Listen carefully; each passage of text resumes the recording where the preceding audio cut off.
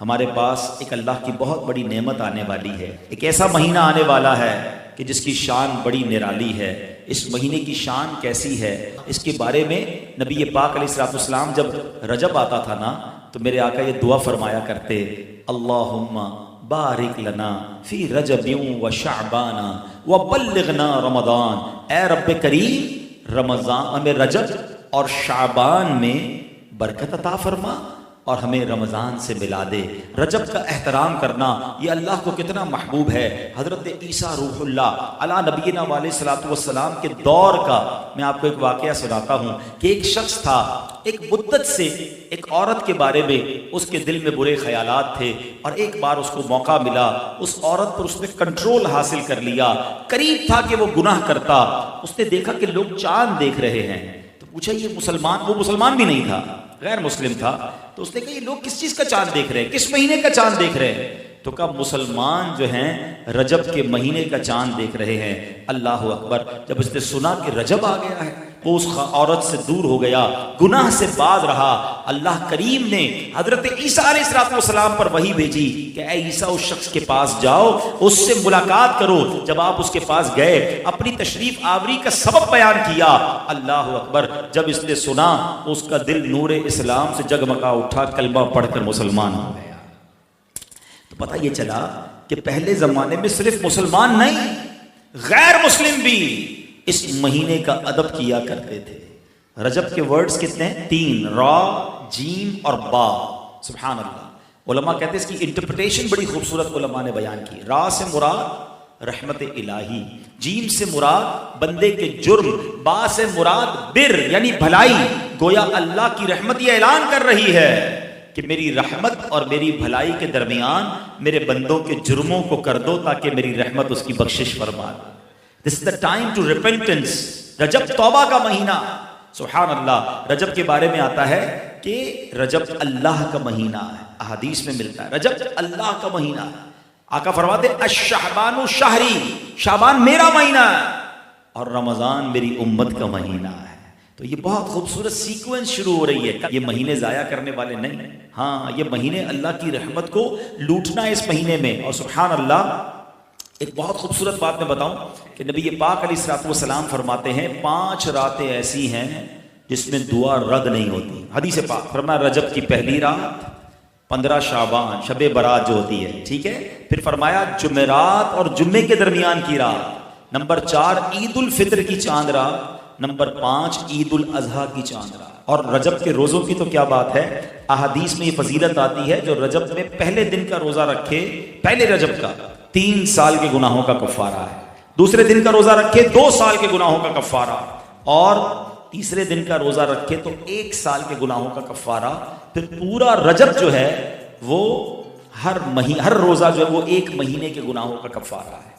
اب تو سردیوں کے دن ہیں، ویسے ہی ہم میں سے کئی لوگ لیٹ لنچ کرتے ہیں، 6 سوا 6 بجے افطار ہو جاتا ہے، ہو سکے تو نفلی روزے رکھیں، یہ عبادت کا مہینہ ہے۔ علامہ صفوری رحمۃ اللہ تعالی علیہ فرماتے ہیں کہ رجب بیج بونے کا مہینہ ہے، شعبان پانی ڈالنے کا مہینہ ہے، اور رمضان فصل کاٹنے کا مہینہ ہے۔ اور بڑی خوبصورت اس کی تفصیل بیان فرماتے ہیں کہ جو بندہ رجب میں عبادت کا بیج نہیں بوتا، شعبان میں ان بیجوں پر اپنے آنسوؤں سے پانی نہیں ڈالتا، آبیاری نہیں کرتا، وہ رمضان میں رحمت کی فصل کیسے کاٹ سکے گا؟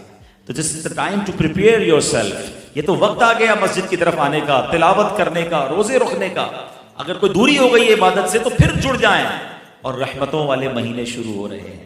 تو اے میرے پیارے اسلامی بھائیوں، اللہ کرے کہ ہم رجب میں اللہ کی عبادت کر کے، اپنے گناہوں کی معافی مانگ کے ہم اس رجب کو اس طرح گزاریں۔ اور رجب میں ایک اور کام کرنے کا بڑا زبردست میں آپ کو بتا دوں کہ نبی پاک علیہ الصلوۃ والسلام فرماتے ہیں، حضرت عبداللہ ابن زبیر رضی اللہ عنہ سے روایت ہے کہ جو ماہ رجب میں کسی مسلمان کی پریشانی دور کرے، اللہ عز و جل اس کو جنت میں ایسا محل عطا فرمائے گا جو حد نظر تک وسیع ہوگا۔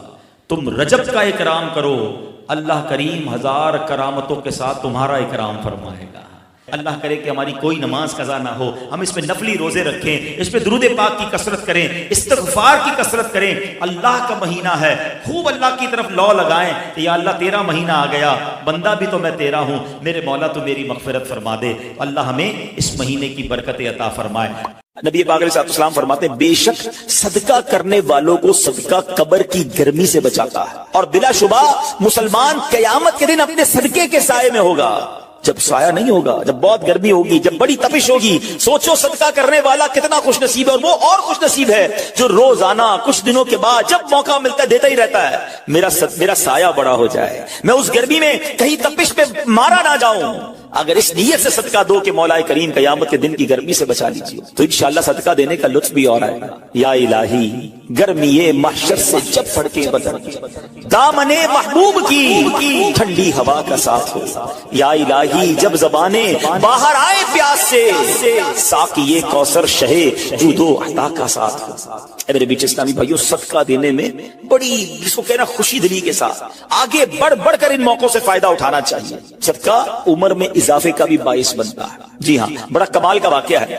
حضرت عیسیٰ علیہ السلام کے زمانے میں ایک دھوبی تھا، لوگوں کے کپڑے آپس میں تبدیل کر دیتا تھا۔ لوگوں نے حضرت عیسیٰ علیہ السلام کو اس کے بارے میں بتایا کہ حضور یہ بندہ بڑا گڑبڑ بندہ ہے، سب کے کپڑے ملا دیتا ہے، تو آپ جو ہے اس بندے کے لیے کچھ کیجئے۔ آپ نے اللہ کی بارگاہ میں اس کی ہلاکت کی دعا کر دی۔ وہ بندہ دھوبی اپنے معمول سے گھر سے نکلا، اس کے پاس 3 روٹیاں تھیں۔ ایک سائل آیا تو اس نے ایک روٹی اسے دے دی۔ سائل نے دعا دی، اللہ تعالیٰ تجھ سے آفات سماویہ یعنی آسمانی آفتیں سے تجھے بچا لے۔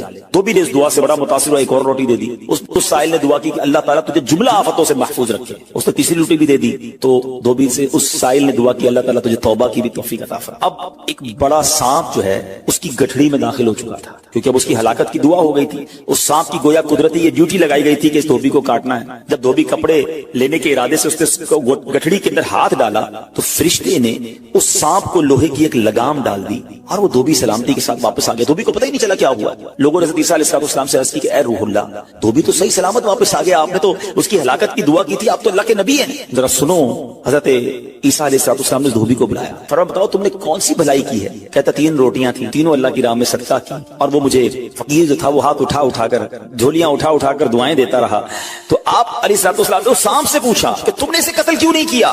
سانپ نے عرض کی اے اللہ کے نبی، اللہ عز و جل نے آپ کی دعا قبول فرما لی تھی اور مجھے اس کو ہلاک کرنے کے لیے بھیجا تھا۔ جب اس دھوبی نے سائل کو صدقہ دیا تو ایک فرشتے نے آ کر مجھے لوہے کی لگام ڈال دی۔ جب لوگوں نے بات سنی، دھوبی نے یہ بات سنی، اسے بڑا تعجب ہوا کہ اتنا گناہگار، میں لوگوں کو اتنی تکلیف پہنچانے والا، صرف ایک نیکی کی اور مجھے آفت سے بچا لیا گیا۔ اس دھوبی نے توبہ کر لی، کیونکہ اس سائل نے توبہ کی بھی دعا کی تھی۔ تو پتہ یہ چلا آفتوں سے بچنا چاہتے ہیں، مصیبتوں سے بچنا چاہتے ہیں۔ آج کل تو کرونا وائرس کا زمانہ ہے، بلاؤں کا زمانہ ہے، ارے اس میں تو زیادہ صدقہ دینا چاہیے، اپنے نام کا بھی، بچوں کے نام کا بھی، فیملی کے ہر فرد کے نام پر صدقہ نکالتے رہیں کہ یا اللہ صدقے کی برکت سے ان بلاؤں ان وباؤں سے بچانا۔ ارے وباؤں سے، بلاؤں سے، آنے والی مصیبتوں سے صدقہ کیسے بچاتا ہے کہ سنیے، ایک شخص سیدنا ابو ہریرہ رضی اللہ تعالیٰ عنہ کی بارگاہ میں حاضر ہوا، کہنے لگا حضور میرا بیٹا سمندری سفر پر گیا ہے، آپ اس کے لیے دعا فرمائیں۔ آپ رضی اللہ تعالیٰ عنہ نے فرمایا اس کی طرف سے صدقہ دو، سفر پر جایا کرو نا، صدقہ دے کے جایا کرو،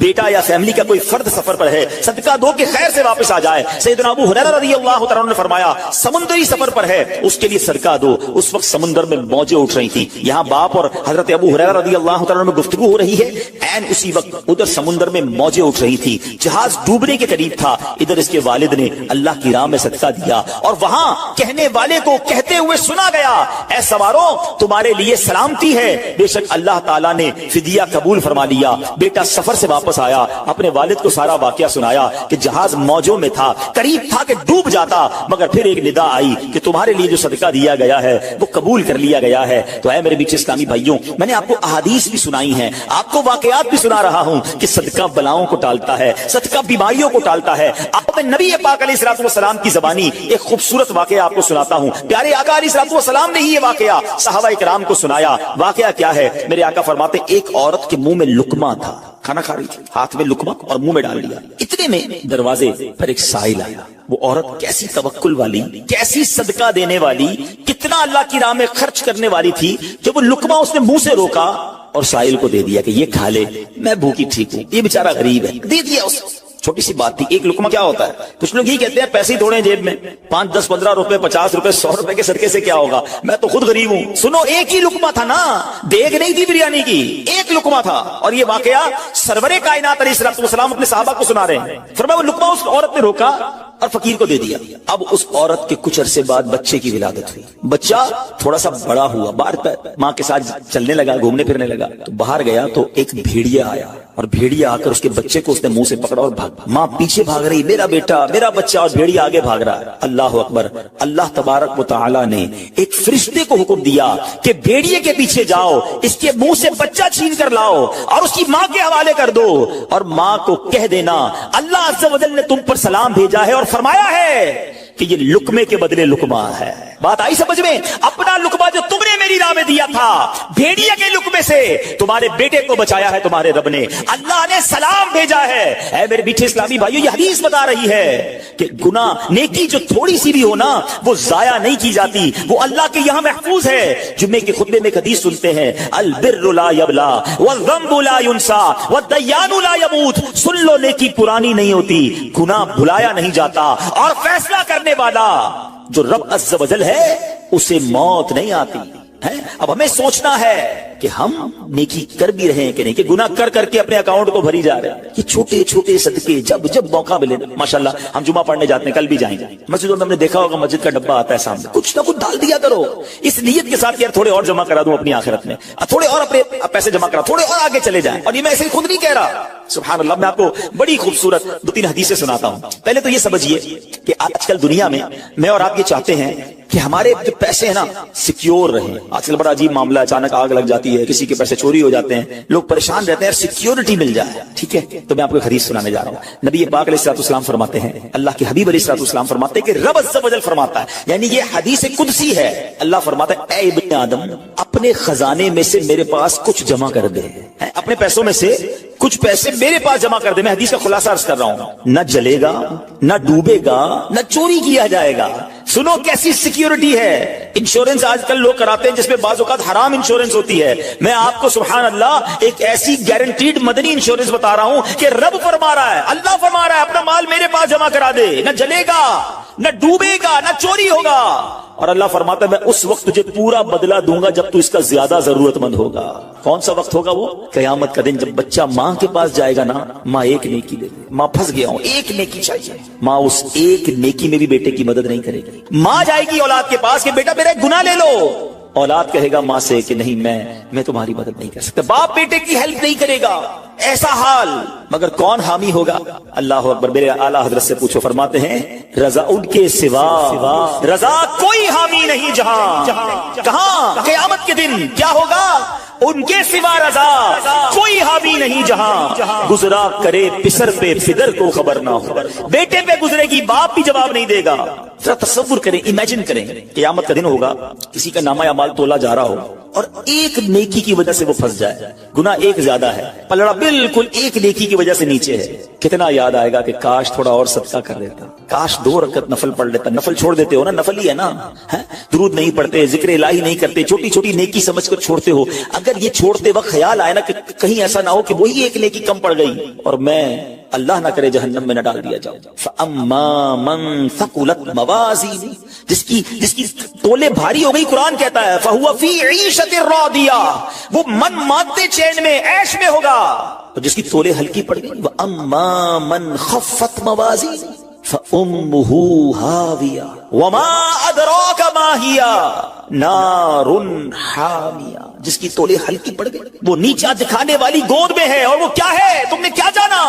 شولے مارتی بھڑکتی ہوئی آگ, یعنی جہنم میں ڈالا جائے گا اگر تولے ہلکی پڑ گئی. تو اگر اپنی اس اسکیل کو بھاری کرنا چاہتے ہو تو اللہ فرما رہا ہے اس وقت میں لوٹاؤں گا جب تم زیادہ ضرورت مند ہوگے, جب تمہیں زیادہ ضرورت ہوگی. یہ سیکیورٹی ہے. اچھا پھر کچھ لوگ بڑے عجیب ہیں, وہ کہتے ہیں یار پیسے تو ہم نے خرچ کر دیے, رمضان میں دی نا, زکات بھی پوری دے دی, بڑا کاؤنٹ کر کے چلتے ہیں, بس پورے ہو گئے بھائی, اب اگلے سال آنا. وہ اللہ کے بندو, جو رب تمہیں روز دے رہا ہے, عطائیں دیے جا رہا ہے, اور تم کیلکولیٹ کر کے لاک کر دیتے ہو صدقے کو. ایسا نہ کرو.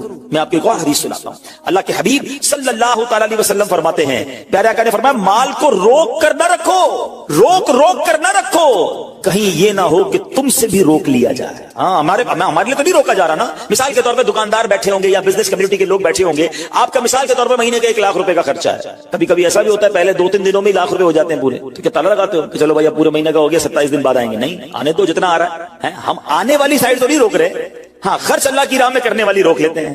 جب وہ دینے میں نہیں روک رہا تو تم اللہ کی راہ میں خرچ کرنے میں نہ روکو. میں حدیث سنا رہا ہوں کہ روک روک کر خرچ نہ کرو, روک روک کر نہ رکھو, کہیں یہ نہ ہو کہ تم سے بھی روک لیا جائے. ایک دوسری روایت میں کہ نبی پاک علیہ الصلوۃ والسلام نے فرمایا خرچ کرو, گن گن کر نہ رکھو, کہیں یہ نہ ہو کہ اللہ بھی تمہیں گن گن کر نہ دے, کہیں یہ نہ ہو کہ اللہ بھی تمہیں گن گن کر دے. اور بچا بچا کر نہ رکھو, کہیں ایسا نہ ہو کہ اللہ بھی تم سے بچا بچا کر رکھنے لگے.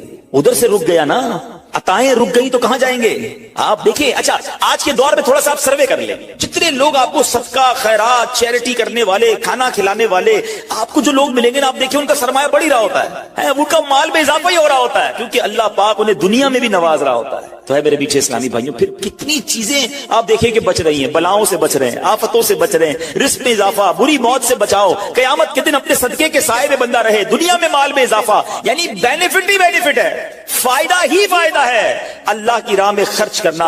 اور سچی بات یہ ہے کہ یہ بریلینٹ کمال کی انویسٹمنٹ ہے کہ جو آپ کو ملے گی. اچھا دنیا میں لوگ معاذ اللہ ثم معاذ اللہ سود پر پیسے دیتے ہیں, حرام جہنم میں لے جانے والے کا پیسے دیتے ہیں, اور وہ بڑھا کے دیتے ہیں, ہے نا, بینک میں رکھواتے ہیں, ادھر سے بڑھ جاتے ہیں. جہاں جہاں غیر شرعی کام ہے میں اس کی بات کر رہا ہوں, تو کبھی بھی ایسے منافع کی طرف نظر نہیں ہونی چاہیے, کیونکہ سود پر کام کرنے والا یہ اللہ سے جنگ کرتا ہے. اللہ مجھے آپ کو ہماری نسلوں کو حرام روزی سے بچائے, فقط حلال روزی عطا فرمائے. مگر آؤ میں آپ کو ایک ایسی انویسٹمنٹ بتا رہا ہوں جس میں اضافہ بھی ہوگا, اور ایسا اضافہ ہوگا کہ دنیا میں کوئی آپ کو ایسا منافع نہیں دے گا. اور یہ میں نہیں کہہ رہا, حدیث پاک کا مفہوم ہے. ہم جب صدقہ کرتے ہیں میرے اور آپ کے ہاتھ سے نکلتا ہے, اللہ کے حبیب علیہ الصلوۃ والسلام فرماتے ہیں جس کا مضمون ہے کہ جب صدقہ بندے کے ہاتھ سے نکلتا ہے, ہاتھ سے نکلتے ہی اللہ کے دستے قدرت میں چلا جاتا ہے, اور اللہ تمہارے صدقوں کو پالتا ہے جیسے تم جانور کو پالتے ہو. چھوٹا بچڑا ہوتا ہے, چھوٹا جانور ہوتا ہے, آہستہ آہستہ بڑا ہوتا ہے نا.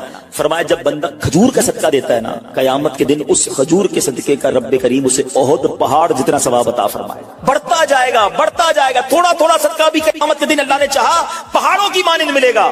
تو میں آپ سے پوچھتا ہوں کہ آخرت کے اکاؤنٹ میں کیا جمع کروایا ہے؟ لوگ کہتے ہیں میں نے فلاں جگہ سیف ڈپازٹ کرائی ہوئی ہے, فلاں جگہ انویسٹمنٹ کی ہوئی ہے, فلاں پراپرٹی لی ہوئی ہے, اس کا ریٹ بھی بڑھ رہا ہے, ادھر سے کرایہ آ رہا ہے, سونا لے کے رکھ لیا اس کا ریٹ بڑھ رہا ہے, جناب ڈالر رکھنا چاہیے. عجیب عجیب پلاننگ ہے, کس لیے؟ دنیا کے لیے. ادھر کے لیے کوئی اکاؤنٹ کھولا نہیں کھولا. آخر میں آپ کو لاجیکلی ایک چوٹ کرنے والا واقعہ سناتا ہوں, پھر انشاءاللہ کنکلوژن کی طرف آتے ہیں. کہ ایک ملک تھا, اس میں ایک بڑا نرالا کمپٹیشن تھا, امیزنگ, حیرتناک. بادشاہ تو بادشاہ ہوتے ہیں, مرضی جو ان کی کریں. بادشاہ نے اعلان کر دیا جناب پورے ملک میں چیک کرو سب سے بڑا بے وقوف کون ہے, اس کو تحفہ دیں. عقل مندوں کے مقابلے تو سنے تھے, بے وقوف کا مقابلہ. چلے جناب شروع ہو گئے مقابلے. عجیب عجیب بے وقوف آتے تھے, اپنے کرتب دکھاتے, اپنی باتیں دکھاتے. وزیر تھے جو ٹیسٹ کرتے کرتے کرتے آخر کار ایک بندہ ایسا تھا جس سے بڑا بے وقوف پورے ملک میں نہیں تھا, بادشاہ کے سامنے کھڑا کر دیا. بادشاہ سلامت بڑے تجربے کیے, بڑے ٹیسٹ کیے. He is the biggest fool of our country, یہ ہمارے ملک کا سب سے بڑا جو ہے نا بے وقوف. بادشاہ نے کہا چیک کر لیا, کا چیک کر لیا. بادشاہ نے اپنی مالا اتاری سونے جواہرات کی, اس بے وقوف کو پہنا دیا. بے وقوف بڑا خوش گھر آیا. تھوڑے دن ہوئے تو بے وقوف کو پتا چلا کہ بادشاہ سلامت بڑے بیمار ہیں, بڑے زیادہ بیمار ہو گئے. اچھا میں بھی جاؤں گا دیکھنے. تھا تو بے وقوف نا, سمجھ تو پڑتی نہیں تھی. چلا گیا بادشاہ کے پاس, کہا بادشاہ سلامت کیا حال ہے آپ کے, سنائیے. سنا بڑے بیمار ہو گئے. بادشاہ بہت زیادہ بیمار تھا, آخری لمحات تھے, کہتا ہے بس اب تو اس جہان کو چھوڑ کر جا رہا ہوں. اچھا بے وقوف کہتا ہے بادشاہ کو, اچھا کہیں اور جا رہے ہیں, کہاں جا رہے ہیں؟ تو یہ بھی پتا تھا کہ مرنا بھی ہوتا ہے, بے وقوف جو تھا. تو بادشاہ کہتا ہے میں اس دنیا کو چھوڑ کے دوسری دنیا میں جا رہا ہوں. تو بادشاہ سلامت یہ بتائیے کہ ادھر میں دیکھتا ہوں آپ کا بہت بڑا محل ہے, بیوٹیفل بیڈ رومز ہیں, شاندار مکان ہے, جدھر جا رہے ادھر مکان بنا لیا آپ نے؟ اچھا کہتا نہیں ادھر تو میں نے جھوپڑی بھی نہیں بنائی. بادشاہ سلامت میں دیکھتا ہوں آپ کے پاس بہت پیسے ہیں, بڑا مال ہے, آپ تو بانٹتے بھی سونا ہی ہیں, سونے کے جواہرات کے ڈھیر لگے ہوئے آپ کے پاس, جدھر جا رہے ادھر پیسے بھجوا دی نہیں بھجوائے؟ اچھا کہتا ہے میں نے تو وہاں پوٹی کوڑی بھی نہیں بھجوائی. بادشاہ صاحب میں دیکھ رہا ہوں آپ کے آس پاس بڑے خادم خادمائیں, کنیز غلام ہیں, ہر طرف آپ کی خدمت گار ہیں, جدھر جا رہے ہیں ادھر کچھ غلام کنیز خادمہ بھجوائے نہیں بھجوائے؟ اچھا کہتا ہے ادھر تو کوئی خادم نہیں ہوگا. اس بے وقوف نے بڑی کمال کا کام کیا, اس نے وہ مالا اتاری اور بادشاہ کے گلے میں بنا رکھا. اس نے پھر مجھ سے بڑے بے وقوف تو آپ ہوئے نا, آپ کو پتا ہے آپ کہیں اور جا رہے ہیں, آپ کو پتا ہے اس دنیا سے آپ کسی اور دنیا میں جا رہے ہیں, نہ گھر بنایا, نہ پیسے بھجوائے, نہ خادم بھجوائے, کرو گے کیا ادھر؟ بس تو یہ حکایت ہے, مگر سچ بتاؤ یہ کتنی بڑی چوٹ ہے. شاید جتنے لوگ مجھے یہاں سن رہے ہیں سب گھر میں ہی رہتے ہیں, جھوپڑی میں یا روڈ پہ کوئی نہیں سوتا ہوگا. دنیا میں جو مجھے سن رہے ہیں بہت سو کے پاس مکانات ہیں, مگر کیا جنت میں گھر بن گیا؟ ادھر سے تو جانا ہی ہے نا, تھوڑے دن رہ گئے. جی ہاں تھوڑے ہی دن رہ گئے. ہمیں نہیں پتا کہ آج کا دن اور آج کی رات بھی زندہ رہیں گے کہ نہیں, لیکن جیسے ہی آنکھیں بند ہوئی, جیسی سانسیں ختم ہوئی, ادھر کیا ہے میرے پاس؟ ادھر تو گھر میرا نہیں پرایا ترکا. کیا جیسے ہی میری اور آپ کی آنکھیں بند ہوں گی نا, حساب کتاب شروع ہو جائے گا. یہ بیٹے کو کتنا ملے گا, بیٹی کو کتنا ملے گا, بیوی کو کتنا, جناب رشتہ دار سارے حساب کتاب لے کے بیٹھ جائیں گے. میرا کچھ بھی نہیں بچنا. بلکہ کتابوں میں لکھا کہ جب انسان مرتا ہے نا, قبر میں جاتا ہے, تو گھر والے کہتے ہیں میت نے پیچھے کیا چھوڑا؟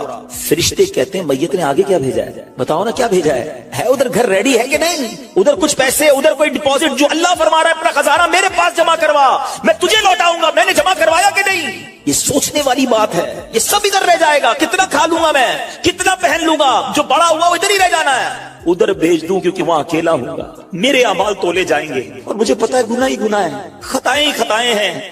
مارا جاؤں گا، پکڑا جاؤں گا، اگر اللہ صدقہ قبول کر لے، کچھ نیکیاں ایسی کر جاؤں جو آخرت کے اکاؤنٹ میں جمع ہو جائے.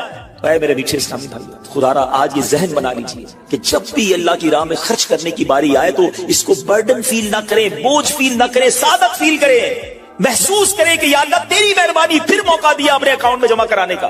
دنیا میں ہم کسی کو کوئی پیسے دیں کہ بھئی یہ میرے 50,000 روپے ذرا رکھ لو، اور تھوڑے دنوں بعد میں اس کو کہوں یار وہ جو میرے 50,000 تھے اس میں سے 5,000 دے دو، یہ صاحب مجھے 5,000 واپس دے دیں. انہوں نے مجھ پر کوئی مہربانی کی نہیں نا، پیسے میں نے دیے، میرے ہی پیسے تھے، اور 50 میں سے میں نے 5 ہی مانگے ہیں. اچھا میں اس 5,000 پہ اس کو شاباش بھی دوں، تحفہ بھی دوں، خوش بھی ہو جاؤں، تو لوگ کہیں گے کمال ہے یار، اپنی پیسے تھوڑے سے لے کر پھر کس بات کی خوشی ہے، پھر کس بات کا انعام ہے.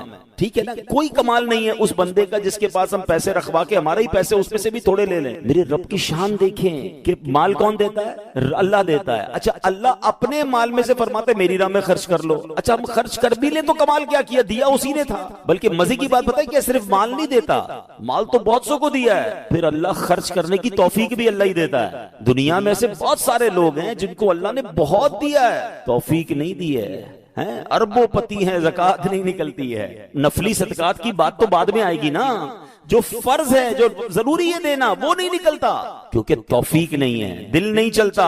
سبحان اللہ، مال بھی رب دے، توفیق بھی رب دے، اور بندہ کچھ خرچ کر لے تو انعام بھی ربی عطا فرماتا ہے، جنت کی نعمتیں بھی رب عطا فرماتا ہے. بلکہ ایک جگہ تو رب نے فرمایا قرآن میں ہی، ہے کوئی جو اللہ کو اچھا قرض دے، قرض حسنہ. بڑی عجیب بات ہے کہ یار رب کو قرض کون دے سکتا ہے؟ جب مال ہی رب نے دیا ہے تو اللہ کا مال ہے. اللہ فرماتا ہے کوئی جو میری راہ میں خرچ کرے، اللہ فرماتا ہے کوئی جو اللہ کو قرض دے. اس کا مطلب کیا ہوا؟ علماء نے بڑی ڈیبیٹ کی اس پر، یہ لفظ قرض کیوں لایا گیا.